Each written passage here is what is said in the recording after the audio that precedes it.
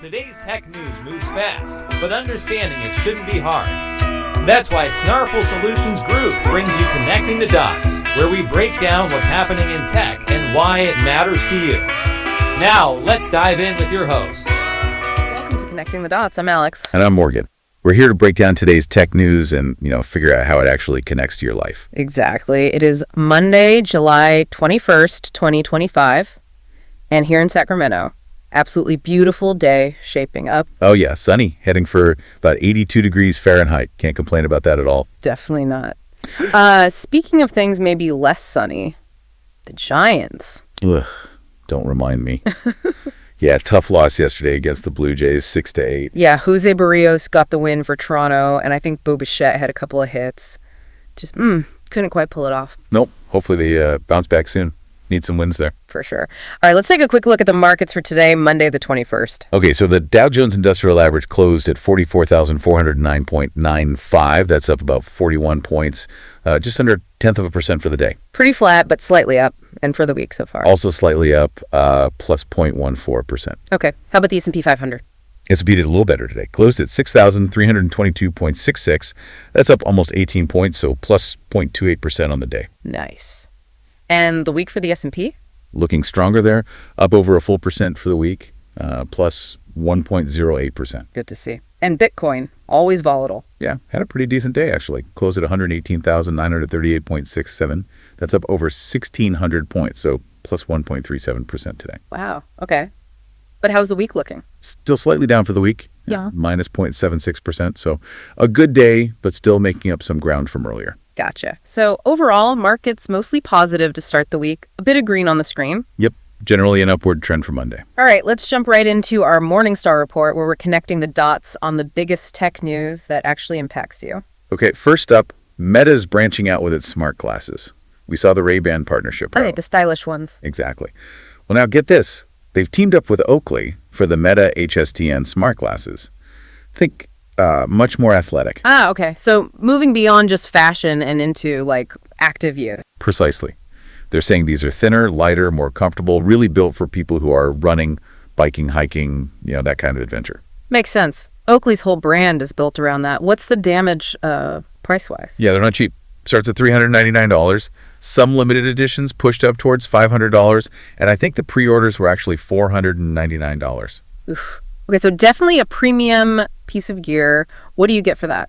Well, a pretty significant camera upgrade, actually. It's 3K camera now, up from 1080p on the Ray-Bans. 3K. Wow, so better video quality, captures up to 60 minutes and 12 megapixel photos.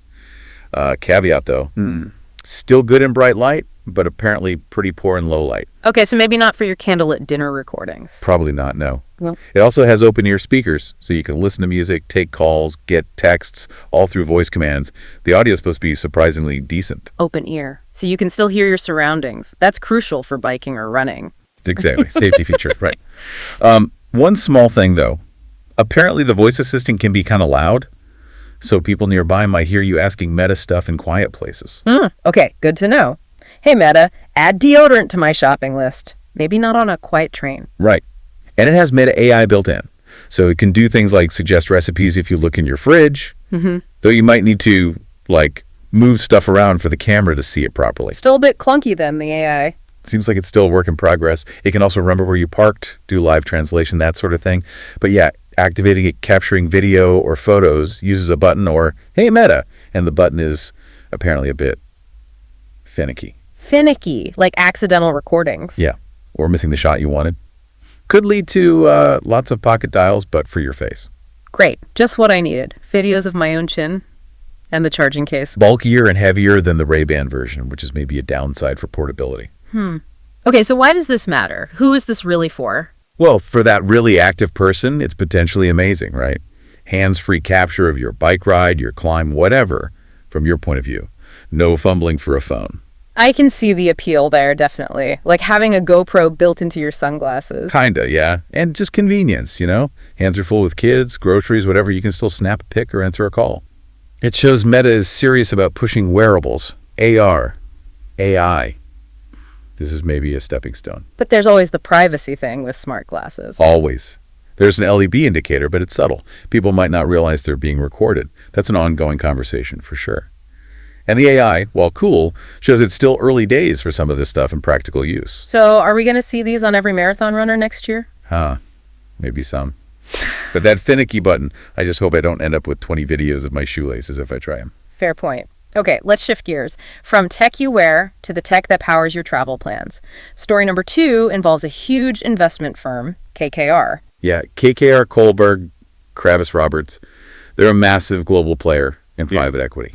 And they've just taken a significant minority stake in a company called Etravelli. Etravelli, Swedish company, what do they do? They're big in travel tech. Basically, they're one of the major platforms behind the scenes selling airline tickets online. They have something like 50 million users a year. Wow. Okay, so chances are if you've booked a flight online, you might have interacted with their tech without even knowing it. Quite possibly, yeah. They provide the technology for a lot of online travel agencies and airlines.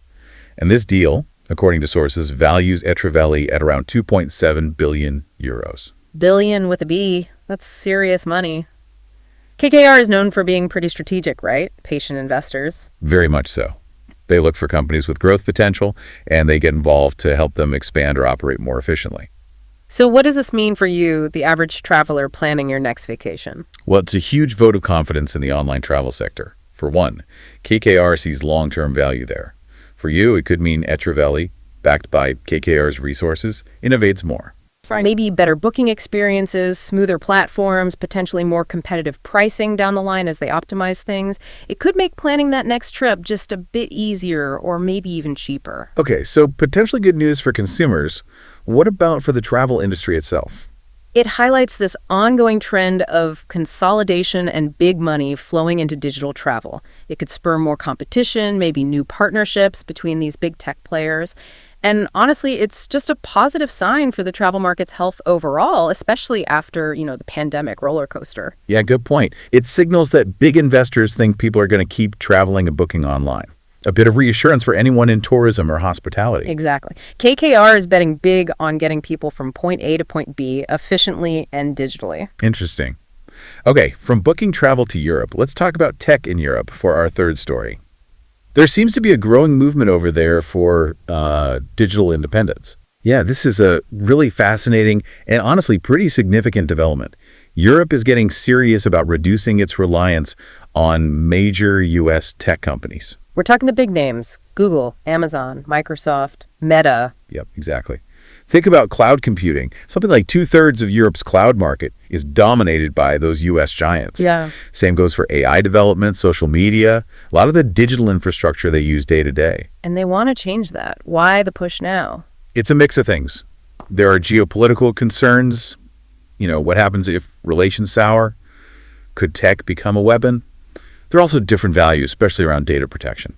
Europe has GDPR. They take privacy very seriously. So they want more control over their own digital destiny, essentially. Avoid being overly dependent on another country's corporations. That's the core idea. Yeah. They're talking about needing to break the U.S. tech addiction. It's not just about economics. It's seen as strategic autonomy, national security almost. What are they actually proposing? How do you become digitally independent? Well, the EU is discussing concrete measures.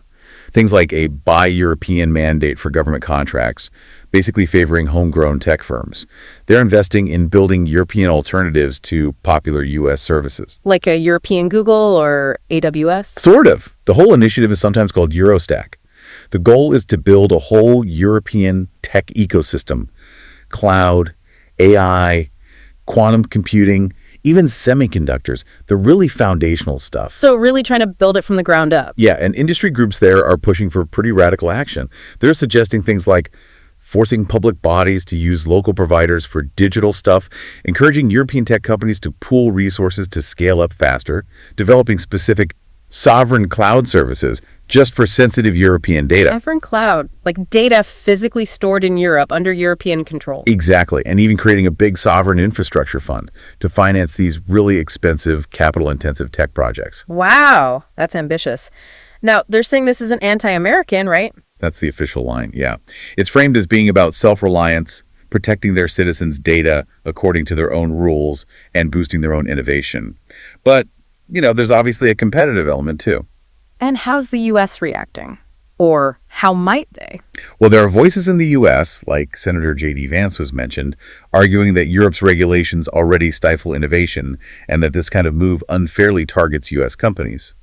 So there's definitely potential for friction there. It's a tricky balance between open markets and national interest. So let's connect the dots for the listener. If you're in Europe, what could this actually mean for you? It could mean you start seeing more local tech services and platforms pop up, maybe ones that are even more focused on privacy, aligned with GDPR. It might change the landscape of apps and services you use. And for businesses operating globally or even U.S. businesses wanting to operate in Europe? They might face new requirements, maybe needing to use European data centers or partnering with local tech providers. It could create opportunities for European tech firms, definitely. More innovation, more jobs potentially within Europe. Could it shift the whole global tech balance, you think? Potentially, over the long term. If Europe succeeds in building a strong, independent tech sector, it could definitely become a more significant global player and less reliant on Silicon Valley. Yeah. It's also about resilience. Reducing dependence on foreign tech in a world that feels increasingly unpredictable. It might affect consumer choice too, though, right? Maybe fewer options if they prioritize local. That's a possibility, or maybe just different options. It's a massive strategic pivot, trying to ensure digital self-reliance. Imagine if all your go-to apps suddenly had Made in Europe labels. That's the kind of scale they're aiming for, with huge implications for data, security, and economic power. It really is like deciding to support local businesses, but on a massive geopolitical tech scale. Fascinating stuff to watch. Definitely. Okay, so quick recap of our Morningstar report today. Right. First, we talked about the new Oakley Meta HSTN smart glasses, sporty tech-filled eyewear, aiming for the active crowd, but still showing some of the quirks of emerging AI and hardware. Then we looked at KKR's major investment in Itravelli, the Swedish travel tech firm. A big sign of confidence in the online travel market, which could mean better booking experiences for you down the road. And finally, we explored Europe's push for digital sovereignty, this big strategic move to build up its own tech ecosystem and reduce reliance on U.S. tech giants, driven by concerns about data, security, and autonomy. 3 really different stories, but you can see the threads, right? From the tech you might wear on your face to the systems booking your flights, to the huge infrastructure that holds your day. It's all connected, and it's all shaping how we live and work. Absolutely. And as we get deeper into this digital age, with devices listening, data flowing constantly, and nations making these huge strategic tech plays, it really makes you wonder, doesn't it? How much control do we as individuals actually have over our digital future versus these massive corporate and national forces? Something to think about. We're here to help at Snarful, so reach out on our website if you have any more questions.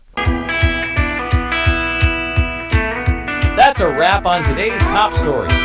Remember, tech doesn't have to be complicated, and we're here to help connect the dots.